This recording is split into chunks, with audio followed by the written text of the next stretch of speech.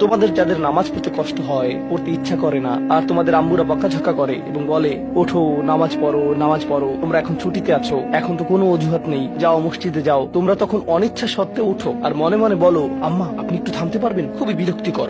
এমনকি যখন নামাজে দাঁড়াও আল্লাহু আকবার বলে চোখ এদিক ওদিক ঘোরাতে থাকো, তোমরা এটাই করো। এখন পিতামাতাদের উদ্দেশ্যে কিছু কথা বলছি। যদি আপনার বাচ্চাদের জোর করে নামাজ পড়ান, চাপ প্রয়োগ করে নামাজ পড়ান, বকাঝকা করে নামাজ পড়ান, তখন তারা হয়তো কোনো মতে নামাজ পড়ে, আর তাদের বয়স 13, 14, 15, তাদের নামাজ পড়া দেখে আপনার হয়তো ভালো লাগে, কিন্তু তারা তো নামাজ উপভোগ করে না। আর এই ধর্ম আসলে বাহ্যিক ধার্মিকতা নিয়ে নয়, এই ধর্মের মূল নির্যাস হলো অন্তরের ধার্মিকতা। তাই দৃষ্টিনন্দন কোন একটি কাজ আমার চোখের সামনে হচ্ছে বলেই যে আমরা আমাদের বাচ্চাদেরকে দিয়ে ভালো কিছু অর্জন করে ফেলেছি তা কিন্তু নয়। এক দৃষ্টিতে এটা ভালো, কিন্তু এটা তো কৃত্রিম, এটা বাহ্যিক, যেন সুন্দর একটা গাছ কিন্তু ভিতরটা ফাঁকা। আর আল্লাহ এই ধর্মের মূলকে এভাবে বর্ণনা করেছেন, আসলুহা সাবিত ওয়া ফারউহা ফিস সামা, যার মূল সুদৃঢ়ভাবে স্থাপিত আর শাখা প্রশাখা আকাশ পানে বিস্তৃত। যখন কোনো মানুষ নামাজ নিয়ে অলসতা করে, আমি 3-4 বছরের বাচ্চা সম্পর্কে কথা বলছি না, এবং আমি 6 বছরের কাউকে নিয়েও কথা বলছি না, আমি এমন বাচ্চাদের নিয়ে কথা বলছি যারা এখন বুদ্ধি সম্পন্ন, বাবা পুত্র বা কন্যা মিলে একই লেভেলের ভিডিও গেম খেলতে পারে, তারা একই ধরনের টিভি শো দেখতে পারে, তারা এমন একটি লেভেলে পৌঁছে গেছে যে তারা এখন উচ্চ স্তরের বিষয়গুলো হৃদয়ঙ্গম করতে পারে। আপনার যেসব বিষয়ে আগ্রহ আছে তার কিছু কিছুতে তাদেরও আগ্রহ আছে। টিভিতে আপনি যদি কোনো খেলা দেখেন, তারাও আপনার সাথে দেখে। কিছু কিছু বিষয়ে তারা বুদ্ধিগত দিক থেকে আপনার সমপর্যায়ের। অবশ্যই তারা শিশু, তাদের ব্রেইন এখনো পুরোপুরি পূর্ণতা পায়নি, এখনো কম ক্ষমতা সম্পন্ন, কিন্তু কিছু পর্যায়ে তারা ইতিমধ্যে বুদ্ধিমান সত্তা হয়ে গেছে এবং এখন তারা নিজস্ব সিদ্ধান্ত নেওয়ার ক্ষমতা প্রদর্শন করছে। তারা নিজের জন্য চিন্তা করতে পারে এবং বুদ্ধিমান প্রশ্ন করতে পারে। অতএব নবীন কিশোর কিশোরীরা, তোমরা যারা শ্রোতাদের মধ্যে বসে আছো, তোমাদের শিশু হিসেবে সম্বোধন করছি না, আমি তোমাদের কিশোর কিশোরী হিসেবে সম্বোধন করছি। মনে করো তোমাদের বাবা তোমাদের সাথে কথা বলছে, বা তোমাদের মা তোমাদের সাথে এই খুতবায় কথা বলছে। আমি ধরে নিচ্ছি যে আমি আমার নিজের সন্তানদের সাথে কথা বলছি এই খুতবায়, আমি মিম্বারে না, আমি বাসায় বসে আমার বাচ্চার সাথে কথা বলছি। তখন আমি কিভাবে তাদেরকে নামাজ পড়তে বলবো? প্রথম যে বিষয়টা বলে আমি কথা শুরু করতে যাচ্ছি তা হলো, প্রিয় সন্তান, এমন একটি সময় ছিল যখন আমি তোমার কথা জানতাম না, তোমার সাথে আমার কোনো সম্পর্ক ছিল না, তোমার কোনো অস্তিত্ব ছিল না, আমি তোমার ব্যাপারে কোনো পরোয়া করতাম না, তোমার কথা কখনো চিন্তা করতাম না, তুমি আমার নিকট কিছুই ছিলে না। লাম ইয়াকুন শাইআম মাযকুরা। কোরআন বলছে মানুষের জীবনে এমন একটা সময় ছিল যখন কেউ তাকে স্মরণ করতো না, একেবারেই না। আমি তোমাকে একটুও ভালোবাসিনি, কারণ তুমি আমার নিকট জিরো ছিলে, কিছুই না। কিন্তু হঠাৎ করে আমার জীবনে তোমার আগমন ঘটলো। এমনকি যখন আমি জানতে পারলাম যে তোমার মা তোমার জন্ম দিবে, যখন সে তার পেটের মধ্যে তোমাকে বহন করে চলছিল, এমনকি তোমার মাও ভাবতো কেমন হবে আমার সন্তানটা, কিন্তু আমার কোনো ধারণাই ছিল না, আমার কাছে কোনো তথ্য ছিল না। আমার একটা অংশ এই ভয়ে থাকতো যে তুমি হয়তো আমার মতো হবে, কিন্তু আমার কোনো ধারণাই ছিল না কেমন মানুষ হবে তুমি। এমনকি তুমি যখন একটু একটু করে বড় হচ্ছিলে, তুমি যখন একদম ছোট বাচ্চা ছিলে, আমি আসলে জানতাম না তুমি কে। আমি শুধু জানতাম তোমাকে খাওয়াতে হবে, আর মাঝে মাঝে তোমার থেকে দুর্গন্ধ আসতো। এছাড়া তোমার সম্পর্কে আমি তেমন কিছুই জানতাম না। এখন তুমি যেহেতু বড় হয়ে উঠছো, এখন আমরা পরস্পর কথা বলতে পারি এবং যোগাযোগ করতে পারি। তুমি স্কুলে যাচ্ছ, আমরা একই বাড়িতে বাস করি। আমি শুধু তোমাকে জানাতে চাচ্ছি, আমাদের মধ্যে এই সম্পর্কটি সবসময় বর্তমান ছিল না। আমি তোমাকে আরো জানতে চাই, এই সম্পর্কটি সবসময় বর্তমান থাকবেও না। খুবই অল্প কিছু সময়ের জন্য আমরা দুজন একত্রে থাকবো, আর অল্প কিছু দিনের মধ্যেই তুমি পুরোপুরি বড় হয়ে যাবে, তুমি যুবক হওয়ার পথে। এটা খুব দূরের জিনিস না। বস্তুত তোমার বাচ্চাকাল থেকে এখন পর্যন্ত সময়টাকে আমার কাছে 1 মাসের মতো মনে হয়। চোখের পলকে তুমি এখনকার তুমি হয়ে গেছো। কিছু বুঝে উঠতে উঠতেই তুমি বড় হয়ে যাবে। একদিন ইউনিভার্সিটিতে যাবে, চাকরি করবে, বিয়ে করবে, এর সবকিছুই ঘটবে ইনশাআল্লাহ, যদি আল্লাহ ইচ্ছে করেন। যখন ওই ব্যাপারগুলো ঘটবে, তখন আমাদের সম্পর্কটা আর আজকের মতো থাকবে না। বাড়িতে এসে তুমি আমার কাছে ছুটে আসবে না, তুমি আমার সাথে সময় কাটাবে না। তোমার নিজের চাকরি থাকবে, পরিবার থাকবে, স্ত্রী থাকবে বা স্বামী থাকবে, তোমার তখন নিজের জীবন থাকবে। সুতরাং আমাদের হাতে একত্রে যে সময়টুকু আছে তা খুবই সীমিত। এমনকি এই সময়টুকুতেও তোমার স্কুল আছে, আমার চাকরি আছে, আমাকে বাজার করতে হয়। আমাদের হাতে হয়তো দৈনিক 20 মিনিট সময় থাকে সত্যিকারের কথা বলার। আমাদের একসাথে অতিশয় সংক্ষিপ্ত কিছু সময় থাকে।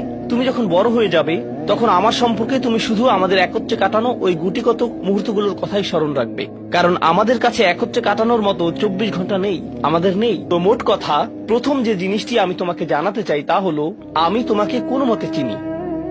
আমি জানি আমরা একত্রে বাস করি, কিন্তু আমি সত্যিই তোমার সম্পর্কে খুবই অল্প জানি। কেন জানো? কারণ কোনো মানুষ অন্য কোনো মানুষকে সত্যিকার অর্থে চিনে না। তুমি যা যা চিন্তা করো তার সবটা তো আমাকে বলো না, আর আমিও নিজের চিন্তার সবকিছু তোমাকে জানাই না। কিন্তু এমন এক সত্তা আছেন যিনি তোমাকে চিনতেন, এমনকি যখন তুমি আমার নিকট কিছুই ছিলে না তখনও। এমন এক সত্তা আছেন যিনি তোমাকে তখনও ভালোবাসতেন যখন সৃষ্টি জগতের কেউই তোমাকে ভালোবাসতো না, এই জগতের কেউই তোমাকে স্নেহ করতো না। এমন এক সত্তা আছেন যার সাথে তোমার সম্পর্কটা আগামীতেও থাকবে, যদিও তোমার আমার সম্পর্ক আগামীতে পরিবর্তিত হতে যাচ্ছে। ছোটবেলায় আমার বাবার সাথে আমার এক ধরনের সম্পর্ক ছিল, কলেজে পড়ার সময় তার সাথে সম্পর্কটা অন্য ধরনের ছিল, আর এখন তার সাথে আমার সম্পর্কটা সম্পূর্ণ ভিন্ন রকম। যদিও আমরা একই মানুষ আছি, কিন্তু আমাদের সম্পর্কে আমূল পরিবর্তন এসে গেছে। কিন্তু একজন এমন আছেন যিনি সর্বদা তোমাকে ভালোবেসে গেছেন, তোমাকে নিরাপত্তা দিয়ে গেছেন, তোমার ভালোর জন্য পরিকল্পনা করে গেছেন, তোমার যত্ন নিয়েছেন একেবারে শুরু থেকেই, আর তিনি সব সময় তা করে যাবেন। আর সেই সত্তা আমি নই, আমি তোমার জীবনের একটা পর্ব মাত্র। এটা সুন্দর একটা পর্ব যা আল্লাহ তোমাকে আমাকে একত্রে দান করেছেন, কিন্তু এটা কোনো স্থায়ী পর্ব নয়। এটা ছিল প্রথম ব্যাপার যা আমি তোমাকে জানাতে চেয়েছি। দ্বিতীয় যে বিষয়টি আমি তোমাকে জানাতে চাই তা হলো, আমি যখন তোমাকে নামাজ পড়তে বলি বা কোনো কিছু করতে বলি, তোমার তখন মনে হয় আমি তোমাকে নিয়ন্ত্রণ করছি, তোমার উপর বসগিরি দেখাচ্ছি, তোমাকে কেবল এটা ওটা করতে বলি। আমি চাই তুমি জেনে রাখো, আমার পক্ষে আসলে তোমাকে নিয়ন্ত্রণ করা সম্ভব নয়। আমি তোমাকে উপদেশ দিতে পারি, কঠোরতা দেখাতে পারি মাঝে মাঝে, এটা সত্য, কিন্তু অতি সত্বর তুমি এতটা বড় হয়ে যাবে যে তখন যত জোরেই আমি চিৎকার চেঁচামেচি করি না কেন, আমার কণ্ঠস্বর যত উঁচুই করি না কেন, যত হতাশাই ব্যক্ত করি না কেন, এতে কোনো লাভ হবে না। কারণ তোমার সিদ্ধান্তগুলো তুমিই নিবে। তুমি এরকম বলবে, আচ্ছা বাবা আমি একটু পরে তোমাকে কল দিচ্ছি, আমাকে এখন যেতে হবে, আরেকটা কল এসেছে। তুমি তখন আমাকে অপেক্ষায় রাখবে আর নিজের কোনো প্রয়োজন সারবে। মূলত অধিকাংশ সময় তোমার পছন্দ অপছন্দের উপর আমার কোনো নিয়ন্ত্রণই থাকবে না। তুমি যখন স্কুলে থাকো এবং বন্ধুদের সাথে আড্ডা দাও, তাদের সাথে কথাবার্তা বলো, আমি ওইসব কথাবার্তার কোনো কিছুই নিয়ন্ত্রণ করি না। আর আমি যদি ইতিমধ্যেই তোমাকে আইপ্যাড বা ফোন বা এরকম কিছু দিয়ে থাকি, আর এগুলো দিয়ে তুমি তোমার বন্ধুদের সাথে যোগাযোগ করো, তুমি তখন কোন ধরনের যোগাযোগ করো তার উপর আমার কোনো নিয়ন্ত্রণই থাকে না। এমনকি যদি আমি ওইসব ডিভাইসে প্যারেন্টিং কন্ট্রোল অ্যাপস ইনস্টল করে দেই, তবুও আমি তোমার চিন্তা নিয়ন্ত্রণ করতে পারি না। আমি কিছুটা নিয়ন্ত্রণ পেতে পারি, কিন্তু সেটা খুবই সীমিত। তবে এমন একজন আছেন যিনি নিয়ন্ত্রণ করে গেছেন তোমার শরীরের প্রতিটি কোষ। এক সময় তুমি যে মাইক্রোস্কোপিক তরল পদার্থ ছিলে, সেটাও তিনিই নিয়ন্ত্রণ করে গেছেন, যা তোমার মায়ের গর্ভে বড় হচ্ছিল, যা নিয়ন্ত্রণ করছিল তোমার জেনেটিক ক্রোম, যার উপর ভিত্তি করে তোমাকে সৃষ্টি করা হয়েছে। কেমন হবে তোমার শরীরের রং, তোমার চুলের আকৃতি, তোমার চোখ, তোমার বুদ্ধি কেমন হবে, তুমি কতটা লম্বা বা বেটে হবে, এর সবকিছুই তিনিই নিয়ন্ত্রণ করে গেছেন। তোমার উপর আসলে তার নিয়ন্ত্রণ আছে, আমার নয়। আমার একটি কথা মনে পড়ে গেল, যা রাসূল সাল্লাল্লাহু আলাইহি সাল্লাম তার মেয়ে ফাতিমা রাদিয়াল্লাহু আনহাকে বলেছিলেন, ইয়া ফাতিমা বিনতি মুহাম্মদ ইত্তাকিল্লাহ ফা ইন্নী লা আমলিকু লাকি মিনাল্লাহি শাইআ। ও ফাতিমা, মুহাম্মাদের কন্যা, আল্লাহর ব্যাপারে সচেতন থাকো। আল্লাহর নিকট আমার কোনো কর্তৃত্ব থাকবে না তোমার ব্যাপারে। এখন আমরা পরবর্তী পয়েন্টে এসে গেছি, যা এই কথার সাথে সম্পর্কিত। আমার যেহেতু নিয়ন্ত্রণ নেই, সত্য হলো তোমার ব্যাপারে আমি যতই সংরক্ষণশীল হই না কেন, আর আমি চাই যে তুমি ভালো করো, তবুও তোমার ভালো আমি নিয়ন্ত্রণ করি না, আর আমি এর জন্য দায়বদ্ধ নই। আল্লাহ প্রতিটি মানবকে তার নিজের জন্য দায়বদ্ধ করে সৃষ্টি করেছেন। দেখো, তুমি যদি ট্রাফিক আইন লঙ্ঘন করো, যদি একদিন ড্রাইভিং লাইসেন্স পাও এবং এরপর রাস্তায় লাল বাতি উপেক্ষা করে চলে যাও, পরে পুলিশ তোমাকে ধরলো, তখন তো তুমি বলতে পারবে না, আপনি একটু আমার বাবার সাথে কথা বলতে পারবেন না। তোমার নিজেকেই এই পরিস্থিতির মোকাবেলা করতে হবে। তোমার ইউনিভার্সিটি প্রফেসর যখন তোমাকে ফেল মার্ক দিবে, তখন তো বলতে পারবে না, একটু থামুন, আমার মাকে একটু কল দেই। না, তুমি নিজেই এই ফেইলের জন্য দায়ী। আইনের কোর্টে তোমার কাজের জন্য তুমি দায়ী, ইউনিভার্সিটিতে তোমার পাশ ফেলের জন্য তুমি দায়ী, তোমার চাকরিতে তুমি তোমার জন্য দায়বদ্ধ, তোমার স্বাস্থ্যের ক্ষেত্রে তুমি কি আহার করো তুমি তোমার জন্য দায়বদ্ধ। নিজেকে যে কোনো বিপদে ফেললে এবং নিজের কোনো ক্ষতি করলে তুমি দায়বদ্ধ তোমার জন্য। তোমার বয়স যত বাড়বে, তোমার স্বাধীনতা যত বাড়বে, তোমার দায়বদ্ধতাও তত বৃদ্ধি পাবে। কেউ তোমাকে নিয়ন্ত্রণ করবে না এবং তোমার কাজের জন্য অন্য কেউ দায়ী হবে না। লা তাজিরু ওয়াজিরাতুন উযরা উখরা, কোনো ভার বহনকারী অন্যের ভার বহন করবে না। আমি আসলে তোমার জন্য দায়ী নই। আর শেষ বিচারের দিন আমরা প্রত্যেকে সম্পূর্ণ একাকী আল্লাহর সামনে উপস্থিত হব। এখন এই দুনিয়াতে আমরা একসাথে একত্রে বসবাস করছি, আমরা একই পরিবারের সদস্য, আমরা কোলাকুলি করি, আমি আমৃত্যু তোমাকে ভালোবাসি, আমি সর্বদা তোমাকে নিয়ে চিন্তা করি। কিন্তু সামনে এমন একটা দিন আসছে যেদিন আমরা আমাদের সমগ্র অস্তিত্বের সবচেয়ে নিঃসঙ্গ সময় পার করব। বস্তুত শেষ বিচারের দিন তুমি যদি আমার কাছে দৌড়ে আসো, এমন হতে পারে যে আমি তোমার থেকে দৌড়ে পালাবো। তোমাকে চিনি না আমি, দূর হও আমার কাছ থেকে। আমি এখন আমার হিসেব নিয়ে চিন্তিত, কারণ তোমার সাথে আমার সম্পর্কটি ছিল সামান্য কয়েকটি ক্ষুদ্র সেকেন্ডের জন্য আল্লাহর সাথে সম্পর্কের তুলনায়, যে সম্পর্কটি আরো অনেক বড়। অনেক বেশি পুরনো, আর ওটা থাকবে আরো বেশি সময় ধরে। আমাকে এখন ওই সম্পর্কটা নিয়ে ডিল করতে হবে শেষ বিচারের দিন। অতএব আমাদের এই সম্পর্কটি ইয়াউমা ইয়াফিরুল মারউ মিন আখিহি ওয়া উম্মিহি ওয়া আবিহি, এই ধরনের সব আয়াত। লোকটি পালাবে তার মা থেকে, তার বাবা থেকে, তার ছেলে মেয়েদের থেকে, তার ভাই বোনদের থেকে, তার স্ত্রী বা স্বামী থেকে। কেউ কেউ ভাবছেন স্ত্রী থেকে পালানো, এটা তো আমি বর্তমানেও করি। তো পরবর্তী যে বিষয়টি আমি তোমাকে জানাতে চাই তা হলো, আমি তোমার কাছ থেকে সম্মান অনুভব করতে চাই, ঠিক যেভাবে তুমিও আমার প্রদত্ত যত্ন অনুভব করতে চাও। তুমি যখন কাউকে ভালোবাসো তখন কেমন যেন তার কাছে তোমার একটা চাহিদা তৈরি হয়। আমার নিকট তোমার চাহিদা হলো বাসার সমস্ত প্রয়োজন ঠিকমতো মেটানো হচ্ছে তো, আমার দায় দায়িত্বের অন্তর্ভুক্ত। আমার কাছে তোমার চাহিদা হলো আমি যেন কারেন্ট বিল প্রদান করি, ঘরের এসিটা যেন কাজ করে। তুমি চাও আমি যেন তোমার স্কুলে যাওয়া নিশ্চিত করি, তুমি চাও আমি যেন তোমাকে জামা কাপড় কিনে দেই। এগুলো আমার দায়িত্ব। আর আমি চাই তুমি যেন আমাকে কিছুটা সম্মান প্রদর্শন করো এবং শ্রদ্ধা দেখাও এবং আমার কথা শোনো। এগুলো তো সবাই বুঝে, কিন্তু আল্লাহর সাথে তোমার সম্পর্কটা অন্যরকম। তার কাছ থেকে তোমার অনেক কিছু দরকার, কিন্তু তোমার কাছ থেকে তার কোনো কিছুরই দরকার নেই। তোমাকে তার একটুও প্রয়োজন নেই। আসলেই তার কারোরই দরকার নেই বা কোনো কিছুরই দরকার নেই। চলো তোমার সম্পর্কে কথা বলি। তুমি যখন বলো আমাকে কেন নামাজ পড়তে হবে, আমার নামাজ আল্লাহর কেন এত দরকার, তোমার কোনো কিছুরই আল্লাহর প্রয়োজন নেই। এই নামাজ কোনোভাবেই তার উপকারে নয়। আল্লাহ এমনকি বলছেন যখন কোনো কিছুই থাকবে না, চলো কোরআন থেকে একটা উদাহরণ দেই। যখন এই মহাবিশ্বে কিছুই থাকবে না, চলো কয়েক সেকেন্ডের জন্য আল্লাহর গৌরব নিয়ে কথা বলি। সম্প্রতি বিশ্বকাপ চলার সময় আমি কাতারে ছিলাম। যেই টিম জয়লাভ করে, আর্জেন্টিনা জয়লাভ করে, তাদের জন্য এটা ছিল একটা দারুণ গৌরবময় মুহূর্ত। সবাই তাদেরকে নিয়ে আনন্দ উৎসবে মুখর।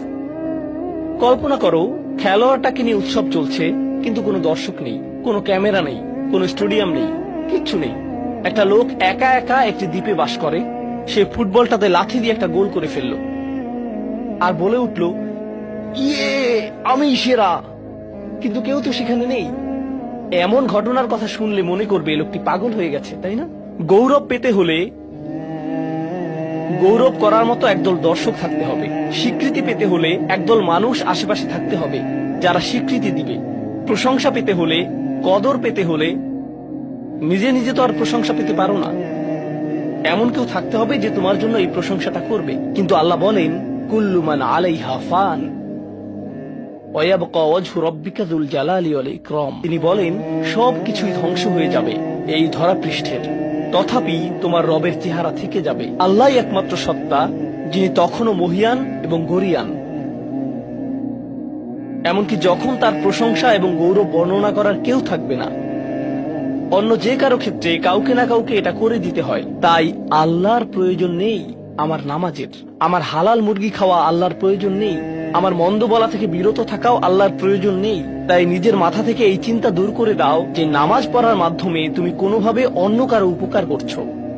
আল্লাহ এমনকি বলছেন, ইয়ামুন্নুনা আলাইকা আন আসলামু, তারা মনে করে তারা ইসলাম গ্রহণ করে তোমাকে ধন্য করেছে। লা তামুন্নু আলাইয়া ইসলামাকুম, আমাকে বলতে এসো না যে তোমার ইসলামের মাধ্যমে তুমি কোনোভাবে আমার উপকার করেছো। বালিল্লাহু ইয়ামুন্নু আলাইকুম, বরং আল্লাহই তোমাদের প্রতি অনুগ্রহ করেছেন। এখন পরবর্তী বিষয়, আচ্ছা কেউ একজন নামাজ পড়ে না কেন? আমি তোমার সম্পর্কে বলছি না, আমার প্রিয় ছেলে বা প্রিয় মেয়ে। শুধু প্রশ্নটি নিয়ে চিন্তা করো যে মানুষ কেন নামাজ পড়ে না। এর অনেকগুলো উত্তর থাকতে পারে, আর এই প্রশ্নের উত্তর আল্লাহর কাছেও আছে। উত্তরটা খুবই ভয়ঙ্কর। এই উত্তরটি আমি খুতবার শুরুতে পড়েছি। তিনি বলেন, ফালা সাদ্দাকা ওয়ালা সাল্লা ওয়ালাকিন কাযযাবা ওয়া তাওয়াল্লা। সে আসলে সত্য গ্রহণ করেনি এবং সে নামাজও পড়েনি। তিনি কাফির সম্পর্কে বলছিলেন। তিনি দুইটা জিনিস বলেছেন, এই লোকটি সত্য গ্রহণ করেনি এবং